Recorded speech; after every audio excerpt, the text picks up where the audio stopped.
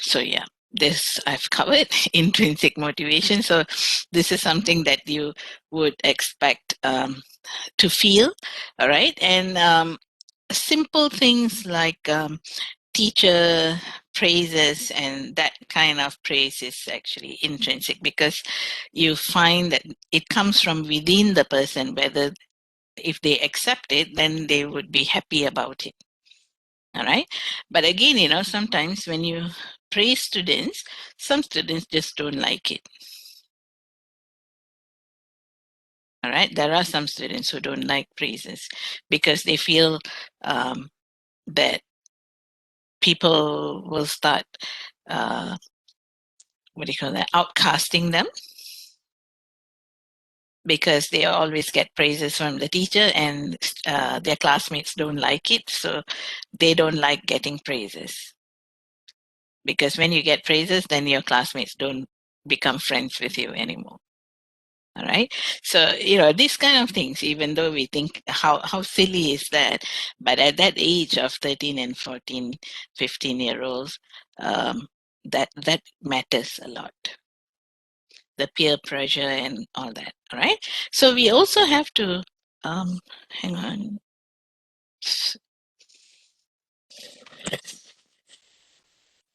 Okay. Just give me a second.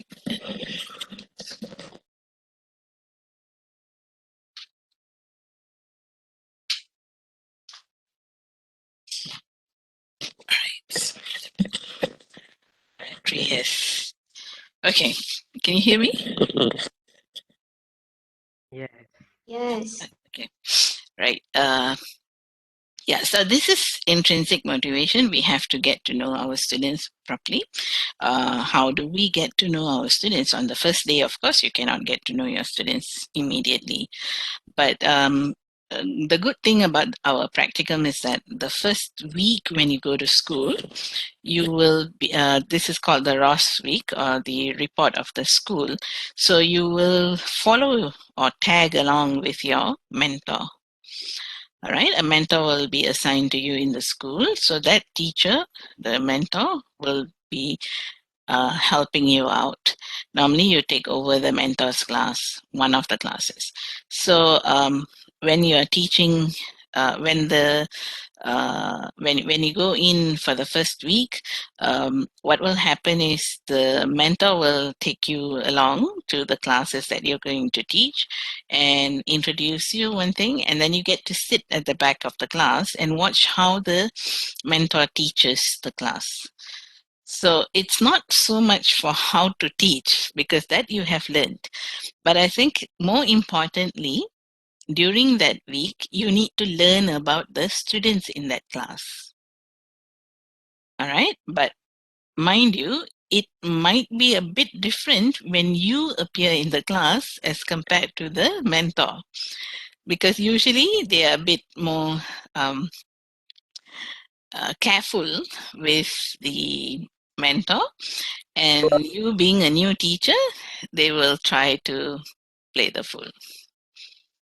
Okay, so they will test you out, uh, and they will try to, get into this impressive modes. So they will do anything to impress you, as well as whatever uh, behavior that they put on in class may not be their true behavior in the first 2 weeks. All right.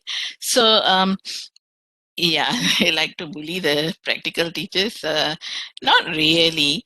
It all depends on you whether you allow them to bully you or not. Okay? You have to be strict. I always tell students this, especially male students. When you go out to school, never smile. All right, you have to be extremely strict, especially the first 2 weeks.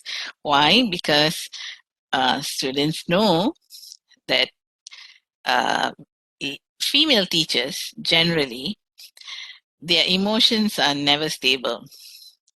All right, today they will scold you, tomorrow they will be very nice to you. So they can't really predict in what mood you are. All right. But for male teachers, they know very well emotions don't count.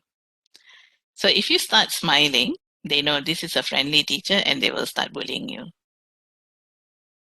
Okay. So if you put on this strict face for 2 weeks, they dare not cross the line. And then slowly you you work your way there. Right, you allow the students to be you allow to be a bit more friendly, and then but there must be a limit. Okay, because you wouldn't be that many years difference from your students. All right, so how old will you be when you go for your practicum?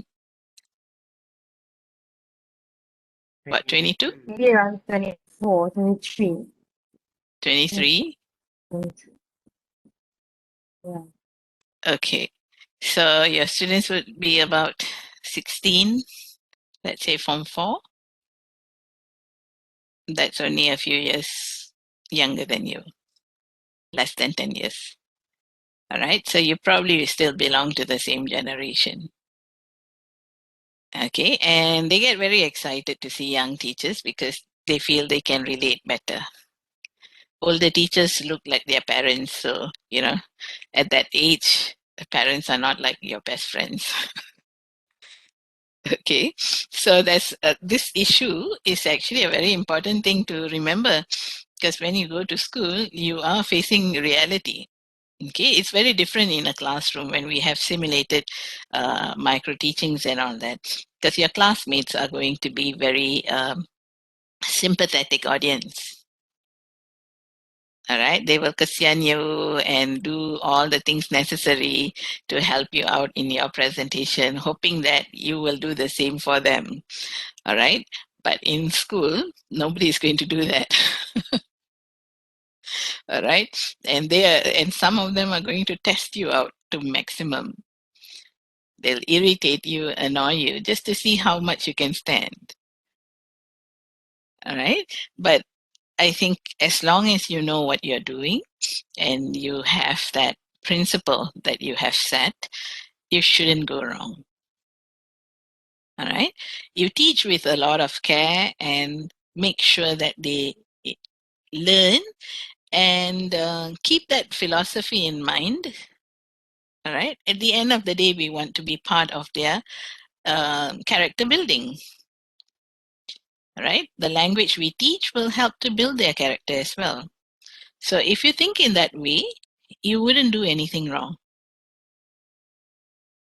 Okay, of course, finding the right way to teach and all that comes from experience. You can't just get into the class and get it all there in one go. It comes through your daily experience. Right, after a while you'll realize, okay, this is the right way to handle the students in this class. Okay, right, so that is motivation and rewards, and what is there that you can see and what you can't see. Right. Okay, next